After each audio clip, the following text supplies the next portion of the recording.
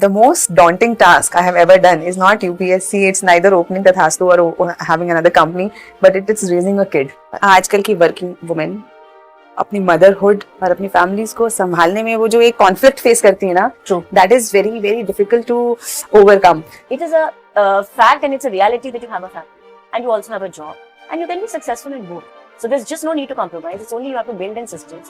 Ma'am आजकल मैंने एक चीज और देखी, पेरेंट्स बड़े ओवर प्रोटेक्टिव हो गए हैं, क्योंकि एज पेरेंट्स हमेशा हम अपने बच्चे को ये सोचते हैं कि हम उसको पकड़ के रखेंगे, सेफ रखेंगे, बट वो सेफ से हम ये भूल जाते हैं कि उनको विंग्स भी देंगे। नींद न दो चाहे टहनी को, आश्रय छिन्न भिन्न कर डालो, लेकिन पंख दिए हैं तो आकुल उड़ान में विघ्न न डालो।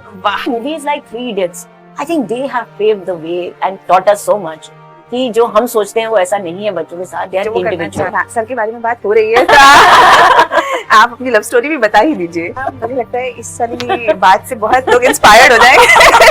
I've heard your Punjabi music, the bhajans you have sung. So, ma'am, we would like to listen to both. Hello and welcome. Today we have a very distinguished guest, a lady who is so beautiful, an administrator who is so efficient, and a singer who sings so beautifully. So today we have Rakhi Bhandari ma'am, 1997 batch officer, IAS officer. She is currently posted as Principal Secretary, Punjab Government, and we will try to learn from her experiences, how she has worked in the government and how she still was able to pursue her passion. Welcome ma'am, welcome so much ma'am. Thanks so much Tanu, great to be here. And had heard so much about Tathastu, but today real pleasure to be here with you and speaking to you, learning from all of you literally.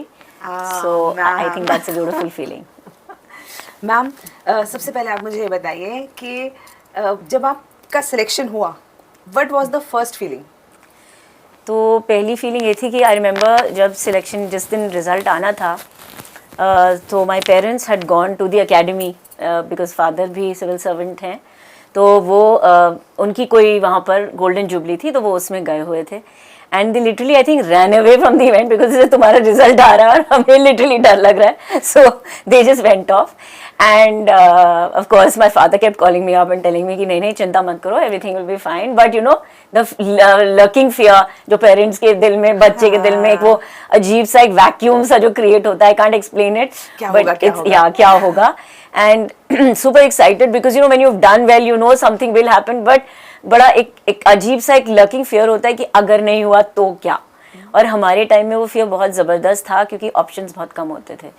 Today's generation I think they have a plethora of options, बहुत ज़्यादा उनके पास choices हैं, but हमारे time में या तो doctor या engineer या सिविल सर्वेंट, दो तीन चीज़ें ही होती थी, तो ऑफकोर्स बहुत बड़ा फियर था। तो जिस दिन रिज़ल्ट आया, जिस टाइम रिज़ल्ट आया और फ़ोन आया कि मेरा ब्रदर मेरे साथ था उस दिन, so when somebody called and said कि result is out, तो हम दोनों एक दूसरे के चेहरे की तरफ देख रहे थे, and I still remember the fear on our faces, and my brother quickly drove me to the UPSC. उस समय ऑनलाइन और ये सब रिजल्ट नहीं आते थे, वो लगता तो था वो पर्चा लगता था लिटरली, एंड वो 3-4 पर्चे लगते थे, एंड अगर बस आपका नाम उसमें है तो है और नहीं है तो नहीं है।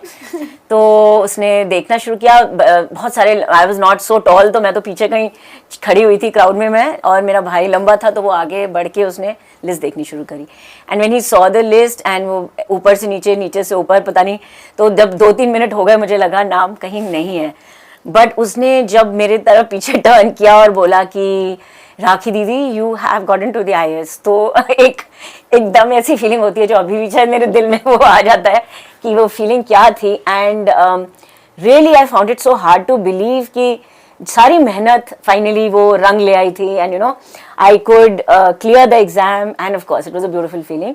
और उस दिन मेरे पेरेंट्स तो साथ थे नहीं, तो भाई के साथ ही मैं रात भर जब रिजल्ट आया तो अपने घर में ही नाच रही थी, और वी वर डांसिंग। उस समय एक मूवी आई थी तो उसका गाना मैं गाए जा रही थी बार बार, आज तक उसको सुनती हूँ। इट वाज समथिंग लाइक आज मैं ऊपर आसमां नीचे, आज मैं आगे जमाना है पीछे, ओ टेल मी ओ खुदा अब मैं क्या करूं, ना ना ना ना या समथिंग चलूं, आगे पीछे चलो।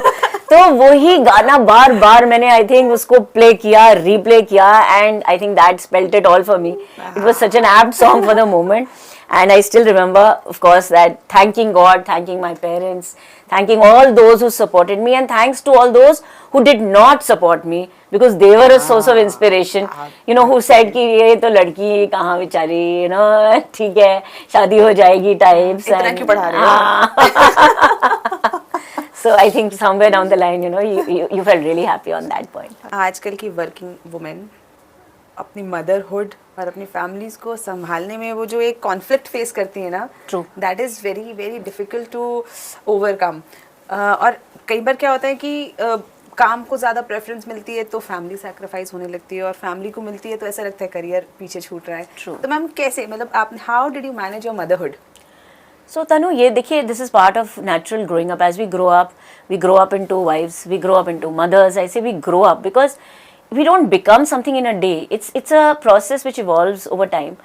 आप जब वाइफ बनते हो तब आप एक वाइफहुड का एक स्टेटस अज्यूम करते हो, और उसके साथ बहुत सारी रिस्पॉन्सिबिलिटीज़, इन लॉज की, हाउस की, फैमिली की, अपने हस्बैंड के. तो एक सेंस ऑफ अकम्पलिशमेंट इस तरह होता है आपको, क्योंकि एक आप अपना होम सेटअप कर रहे हो. So it's not only your husband, it's your home which you are setting up. आपकी बहुत आकांक्षाएं होती हैं व्हेन यू आर यंग. हम लोग डॉल हाउसेस से प्ले करते हैं, we play with so many things, you know, where we are dressing up people, where we are now I understand कि जब हम छोटे थे तो हम वो छोटा सा किचन सेट लेकर अपना कुछ कर रहे होते थे. तो वो सारी चीज़ें जब हम बड़े होते हैं और एक फैमिली में आते हैं, I think that is the evolution जो हम अल्टीमेटली उसको कल्मिनेशन उसमें वहाँ होता है. एज मदरहुड फिर हम आगे और जब बढ़ते हैं और रिस्पॉन्सिबिलिटीज अज्यूम हो जाती हैं, तो ये जो सारे रोल्स हैं ये हमें बाय एंड बाय एक नेचुरल प्रोसेस की तरह लेने चाहिए. हम लोग इसके बारे में बहुत सोचने लग गए हैं कि when we attain motherhood, when should we plan motherhood, you know. I think these decisions are of course taken now by the youngsters, but I have a feeling that they should be allowed to evolve naturally. So there is a natural flow of things. तो जैसे naturally चीज़ें जिंदगी में आती हैं उन्हें accept कर लेना चाहिए, और बड़े प्यार से उन रिलेशनशिप्स को अपने अंदर इनकॉर्पोरेट करते रहना चाहिए. जॉब तो आपका है ही, वो आपकी एक बेसिक पहचान है, आप उसमें कॉम्प्रोमाइज़ आपको कहीं नहीं करना है. It's only that you have to learn how to divide your time and how to divide your priorities. अगर किसी समय आपके लिए कुछ गवर्नमेंट की रिस्पॉन्सिबिलिटी है, आप ऐसी पोजीशन में हैं जहां आपको ज़्यादा समय अपने दफ्तर को देना है, तो आप दीजिए. लेकिन घर जाकर please maintain a system where by your children also will be growing up in a natural environment, loving environment, मतलब उनको घर जाके ऐसा लगे कि मम्मी आई है. True.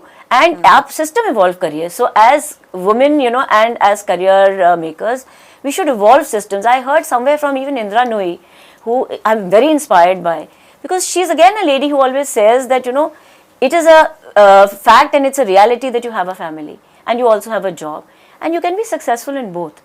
So there's just no need to compromise. It's only you have to build in systems. आप कुछ केयर टेकर्स ऐसे ले आइए, कुछ अपने इन लॉज, अपने पेरेंट्स को रिक्वेस्ट करिए उस टाइम के लिए जब बच्चे बड़े हो रहे हैं. Take help. So there's no harm in seeking help. You don't have to be a superwoman holding a chimta in your hand and holding a baby in one hand and a laptop in another. As I see that picture, you know, of goddess, the new age goddess Durga, as they call it. But you can manage everything beautifully by dividing your time, by dividing your priorities, and by building systems whereby even your office system, you should have a very efficient office system which can take care while you're away, you know, which can kind of give you inputs at the right time, so that your job does not suffer at all. I think we can manage all, and God has designed us somehow in a way where we have a sixth sense, where we feel from the heart. And I think that's a very important, should I say, attribute for an administrator. I've seen it, because sometimes we tend to, I'm not saying men are not sensitive, but I think women are more sensitive because they've seen it all. And by giving birth to a child, you learn so much as a mother. Ma'am. So I think that's a journey. Yes, that's a journey. And to look after the baby, a new baby, is in itself, I think, the biggest teaching experience. I think as a mother, all of us, you are yourself a mother. And as a mother, I think the maximum I've learned from life is by rearing my child, yes. Ma'am, I always say, the most daunting task I have ever done is not UPSC, it's neither opening Tathastu or having another company, but it is raising a kid. You're absolutely right. When people tell me, you know, often in dinners when I meet women and I ask them आप क्या करते हैं, so they say नहीं हम कुछ नहीं, हम तो सिर्फ housewife हैं. I keep telling them आप ये कुछ नहीं मत बोलिए. You're not just a housewife, you are a homemaker. and that is such a tough task because at home, you know, men presume that women are not doing anything, but I think they're doing the maximum amount ma'am इतना of work. काम होता है, मैं तो अगर 2 दिन घर रुक जाती तो मुझे इतना काम देखने लग जाता है मैं कि ऑफिस भागती हूँ लिटरली कि now I want my space, मैं I am tired, I want to be in office because at least that gives you you know some room, yes, space to think of other things except, you know, the dining and the washing and the ironing and the everything else which comes with it. So I think all these roles are important, and as women, if we are in the working space, we have to be very professional because again our work culture is such that, you know, it kind of people still look at us as if अच्छा आप तो lady हैं, आप seriously manage कर पाएंगे ये, so that kind of thing I think we are shedding that now. I think most of the youngsters I see are pretty professional. Offices like you have actually paved the way because मुझे अच्छे से याद है कि ma'am जब मैं भी post हुई थी ऑफिस में, रक्षा मंत्री ऑफिस में लास्ट टाइम, तो वहाँ पे लोगों ने ऐसे बोला कि लेडी ऑफिसर, हाँ मैडम तो 7 बजे 6 बजे चली जाएंगी तो शाम का कैसे होगा जब और कुछ फाइलें वाइलें करनी होती है, हाँ, या कैसे होगा। तो मैम तब मैं रुकती थी, कई बार तो 10-10 बजे तक हम लोग रुके काम किया है, कई बार 12 बजे तक रुक के काम किया है। एग्जैक्टली तो लेकिन मैंने आपको सुना मैम, आपकी जो फर्स्ट पोस्टिंग्स थी, you have been first in many things. Yes, first SDM, first women SDM, yes, first women ADM, right, first DC, yes, first PS.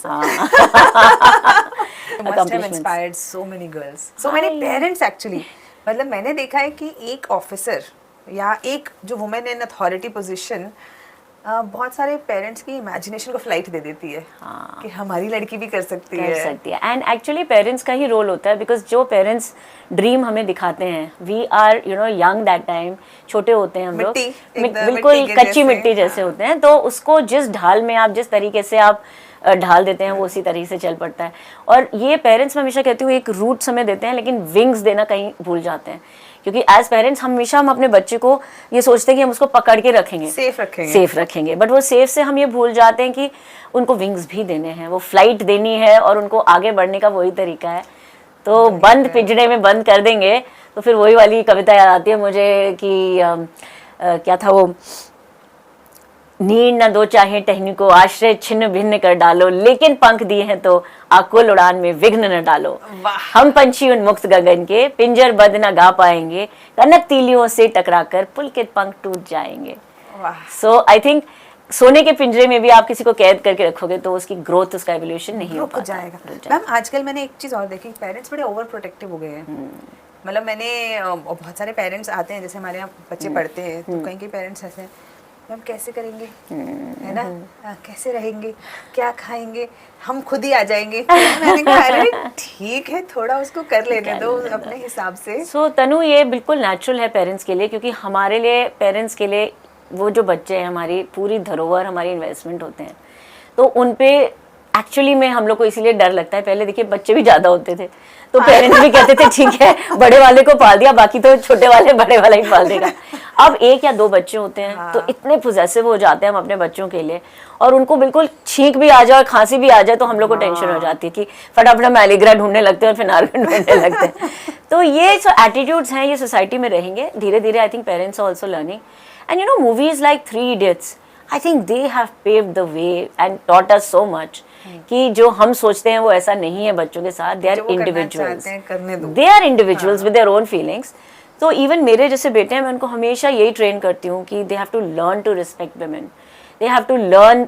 I keep telling them, देखिए I am here today because some man encourage me and you have to be the man, you know, encouraging other women to come in this public space.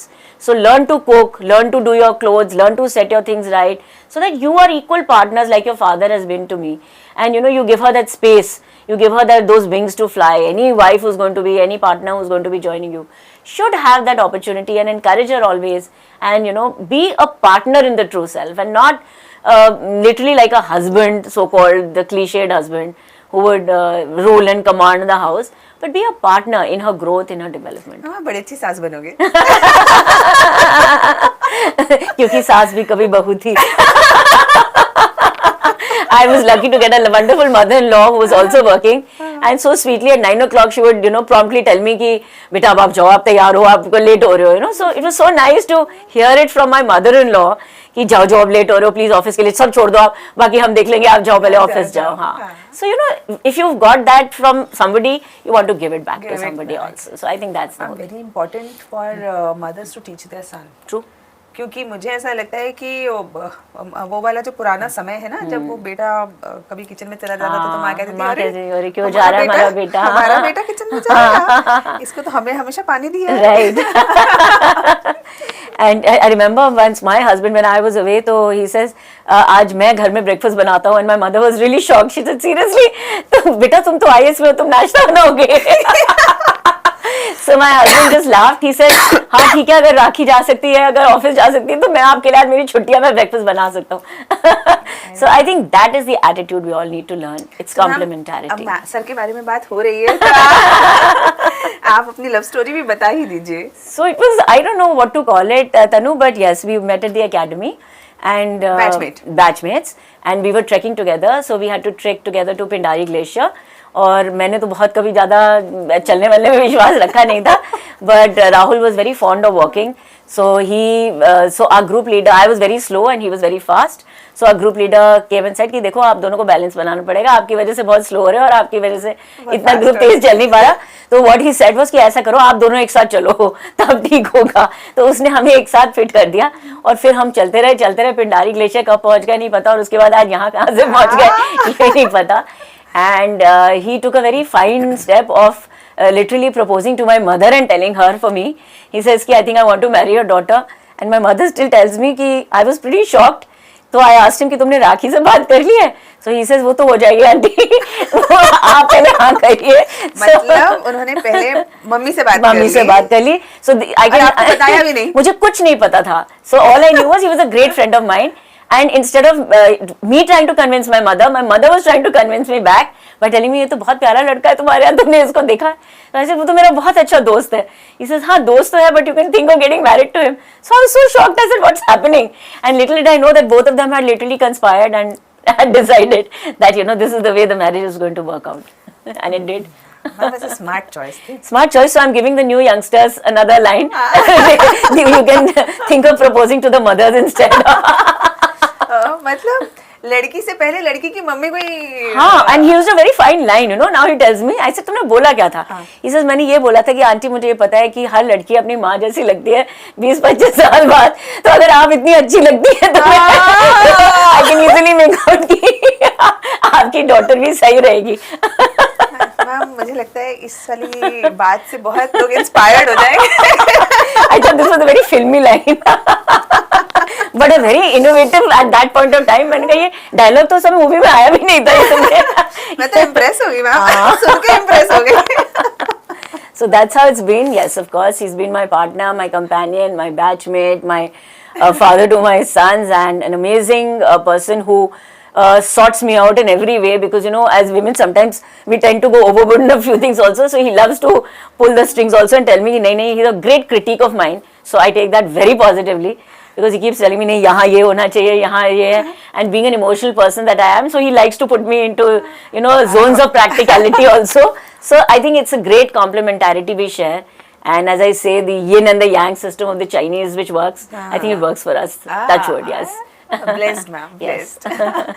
और क्योंकि ma'am I have realised that having a equal partner वो बहुत ज़रूरी है. कई बार ऐसा होता है कि हस्बैंड वाइफ के अंदर ना एक द फीलिंग ऑफ फ्रेंडशिप कम हो जाती है. True. और बहुत बाकी सारी चीज़ें बहुत हो जाती है, बट मुझे लगता है सबसे जो बेसिक फीलिंग है वो फ्रेंडशिप की फीलिंग है. एंड तनु, एक चीज़ जो मैं यंगस्टर्स को, आजकल के कपल्स को, because so many couples come to me and I keep telling them this feeling of one upmanship which comes, because lots of time people have also told us, ma'am sir तो इस post पे हैं, आपने ये post नहीं ली और आप दोनों तो बैचमेट्स हैं.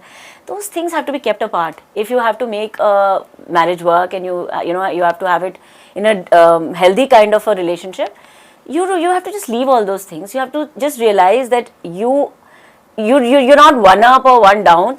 It's just that both of you together, you are into the process of making a beautiful family, one unit, and raising your children in an environment which is healthy and which nourishes them, which encourages them.